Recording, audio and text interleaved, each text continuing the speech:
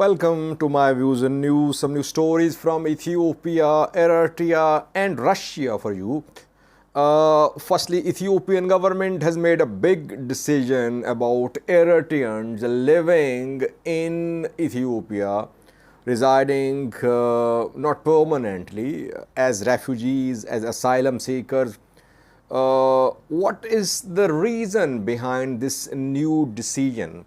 It is being confirmed that Eritreans are being repatriated from Ethiopia to their home country. How many have been repatriated? Why were they repatriated? Are they wanted in Eritrea, or they are being expelled from Ethiopia because of some anti-Ethiopia activities? There are several ways of looking at this development. We will try to analyze this development. Secondly, viewers, as I predicted 2 days ago, that Fano fighters will not stay in Wagaltana, Delanta. That is what happened. Just a few minutes ago, Colonel Fantahun and Colonel Mogas, both issued a statement. Their Fano faction, which was in control of the Wagaltana town in Delanta, issued a statement. What did they say? What is the reason behind the decision made by Fano fighters to leave the city? Thirdly, viewers, last night I reported about sudden flare-up of tensions in Russia between PMC, Wagner and Russian military. Clashes started in southern Russia. Russian Air Force conducted strikes on Wagner fighters. The same Wagner fighters who were fighting to take control of Bakhmut a few weeks ago in Ukraine started and declared war on Russian Minister of Defense and Chief of Staff. But Putin managed to control the situation. He contacted Alexander Lukashenko, Belarusian president. Belarus is a Russian neighbor. And in the war on Ukraine, Belarus is Russian ally. So what happened? 3 points have been agreed in the talks between Lukashenko and Wagner chief Yevgeny Prigozhin. Firstly, viewers, yesterday I showed you 2 videos. The videos are from Addis Ababa, Ethiopian capital. The videos only show a few buses. But what we learned is that the buses are carrying Eritreans.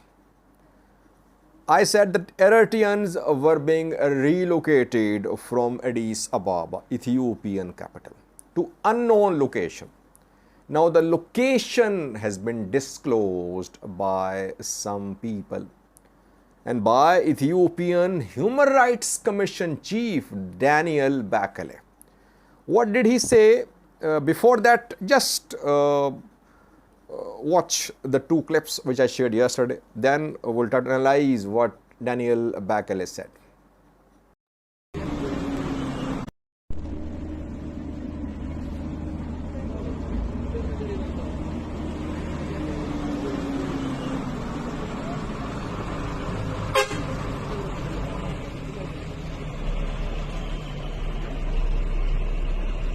आ जाओ भाई साहब।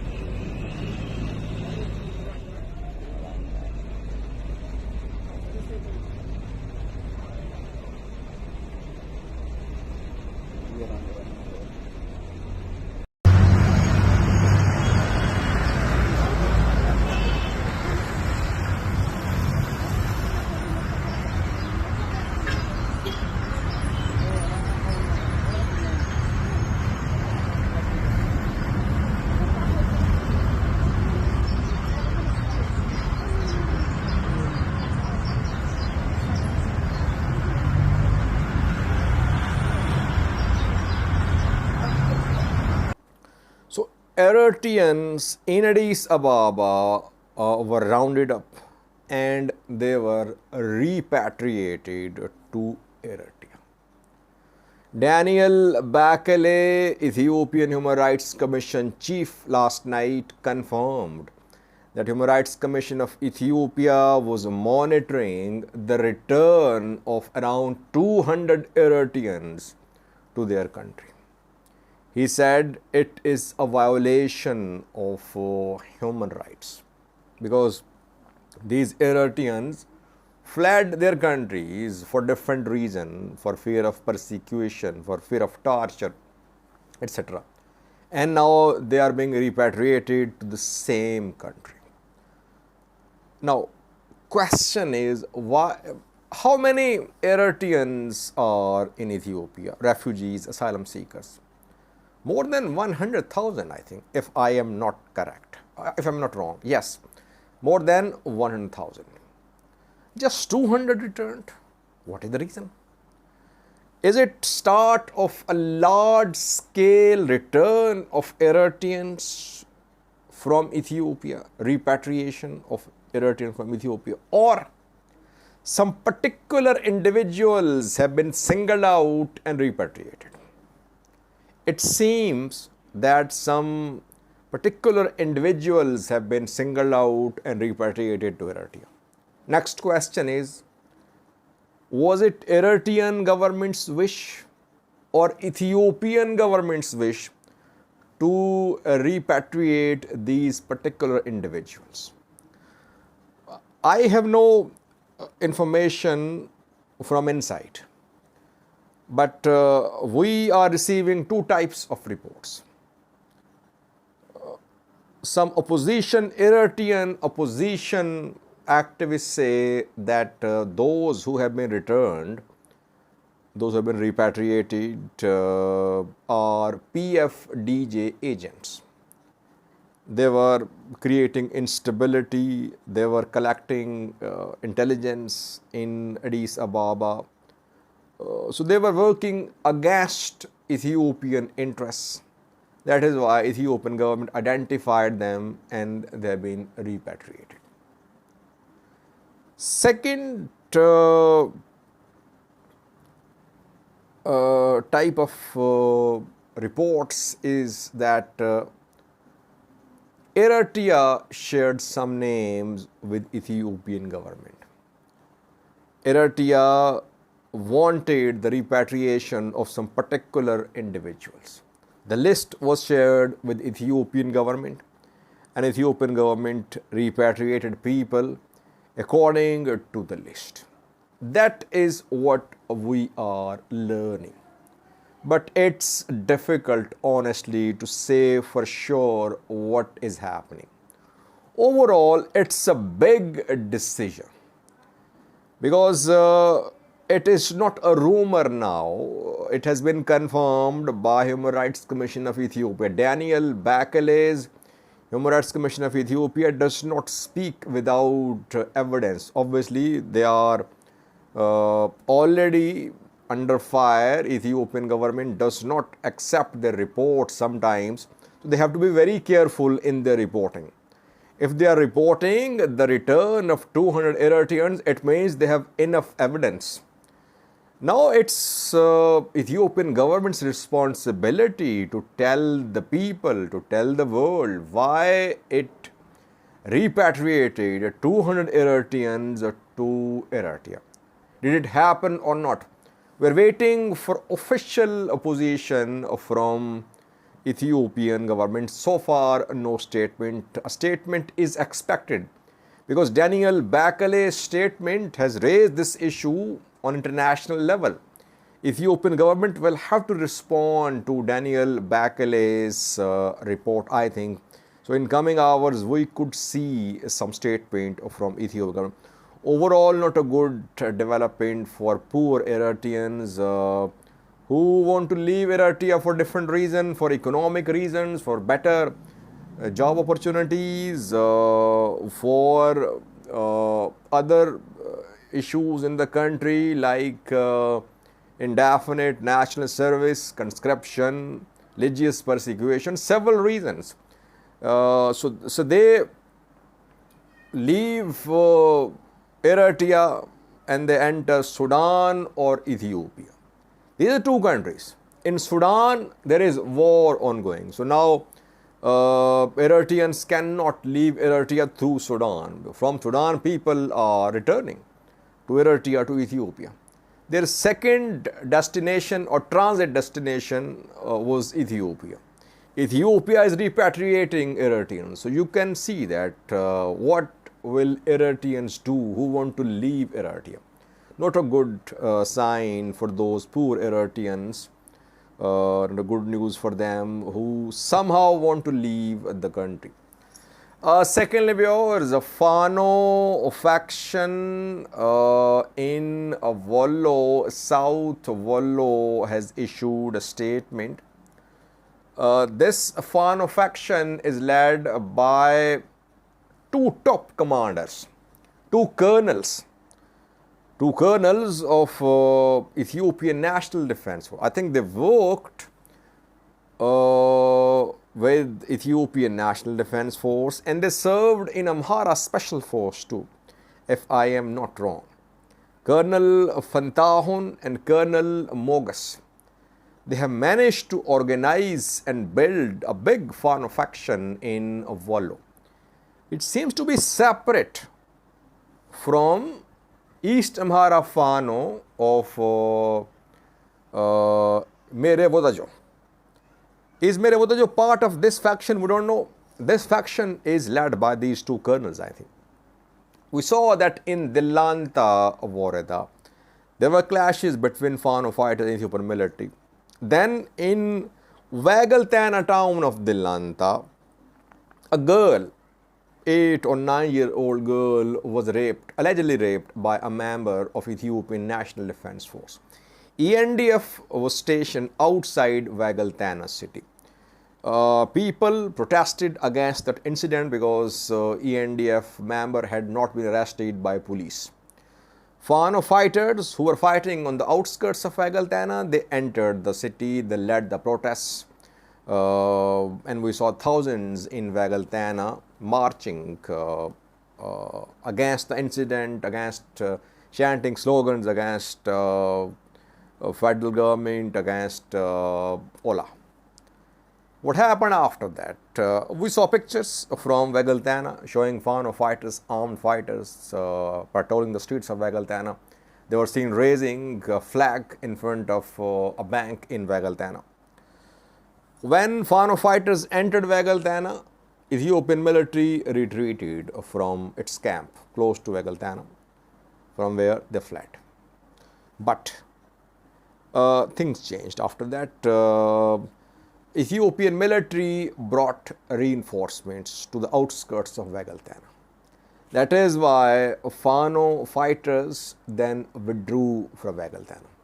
It has been confirmed now by the two commanders, Colonel Fantahun and Colonel Mogus, who just an hour ago issued a statement. They say that they defeated they defeated the forces, Prosperity Party forces. They took control of Wagaltana. People supported them. But then then the military brought a full division with 5 commanders, ZU-23-2, etc. They were brought. Reinforcements arrived in the outskirts of Wagaltana. So to protect the people of Wagaltana, Fano fighters decided to withdraw. Now they are not in Wagaltana, they are in a forest, in a nearby area, forest, mountain, etc. They say that they withdrew for the sake of the protection of people. And they say that large number of youth is joining Fano struggle. Now, I predicted that, if you remember. I said Fano fighters would not stay in control of towns, cities. It is not viable. It wouldn't be a good option, a good means, a good strategy. Because if they try to stay in control of towns, obviously people will become vulnerable. People could die in combat. People will turn against Fano fighters. Their main strength is support from people. So they will not stay in towns for long. So that is what happened. They withdrew from Vegaltana.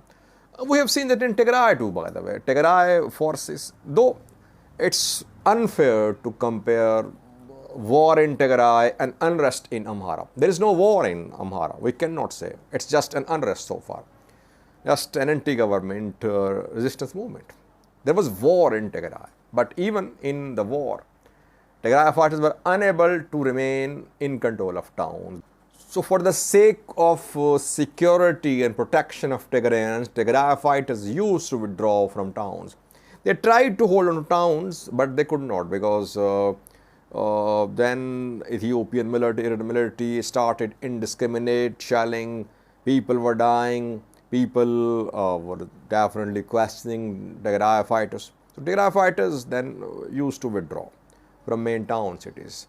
You cannot defend cities by being in cities, especially when your people are there. It's difficult, though it happens, but it's difficult. And so far, Amhara is not a battleground, Amhara region. That is why Fano fighters, they are fighting in a very calculated manner. They are trying to get public support as much as they can. They're recruiting more and more people, youth especially, and they're fighting Ethiopian military on their own territory of their own choice.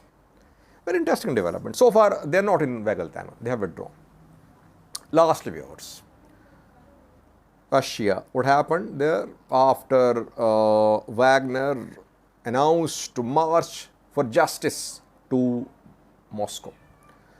We know that around 36 hours ago, Wagner Group chief Yevgeny Prigozhin announced to march for justice towards Moscow to capture Minister of Defense Sergei Shoigu and Chief of Staff. Wagner accused that Chief of Staff and Minister of Defense had ordered a rocket strike on Wagner fighter positions in Ukraine. Wagner fighting in Ukraine for months. Wagner is a private security company under the control of President Putin of Russia, directly answerable to Putin, the president.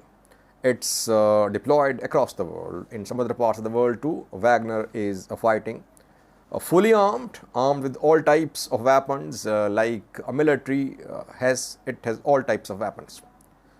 So when in the rocket strike dozens of Wagner fighters were killed, Wagner chief Yevgeny Prigozhin announced to march from Ukraine towards Russia. They entered southern Russia. They took control of Rostov-on-Don, a city in southern Russia. They took control of southern military district headquarters of Russian military, and they started their march towards Moscow. Putin addressed the nation, calling Wagner's announcement a rebellion, a treason. Then came mediation. Mediation from Alexander Lukashenko, who is Belarusian president. Belarus shares border with Ukraine and Russia. And Russia used Belarusian soil to enter Ukraine when it invaded Ukraine in February last year. From Belarus, Russian forces had entered Ukraine, if you remember. Lukashenko mediated.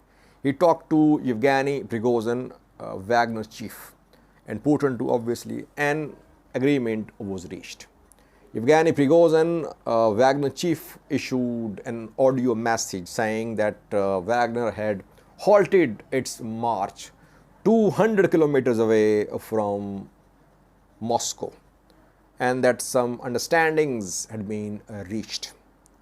Which understandings? Nothing made public officially, but 3 understandings reportedly. Firstly, Wagner fighters will be given, they have been given security guarantees that Putin will not proceed against them, because Yesterday, Putin called them rebels, and he said that they'll be punished, badly punished, and arrest warrants of Yevgeny had been issued. But now security guarantees have been given through Lukashenko to Wagner and Wagner chief. Secondly, Wagner fighters will be redeployed outside Russia to some other countries like Africa. They're already in Africa. They are in Central African Republic. They were in Libya too. Thirdly, there could be changes to Ministry of Defense. Minister of Defense and Chief of Staff were accused by Wagner chief of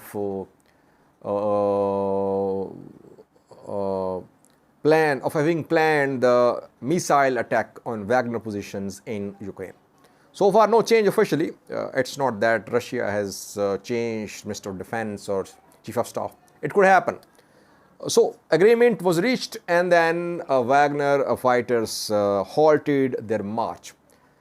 During their march, we saw the Russian Air Force conducting airstrikes on Wagner positions. And Wagner fighters fired anti-aircraft missiles. 3 helicopters were shot down, reportedly, by Wagner fighters.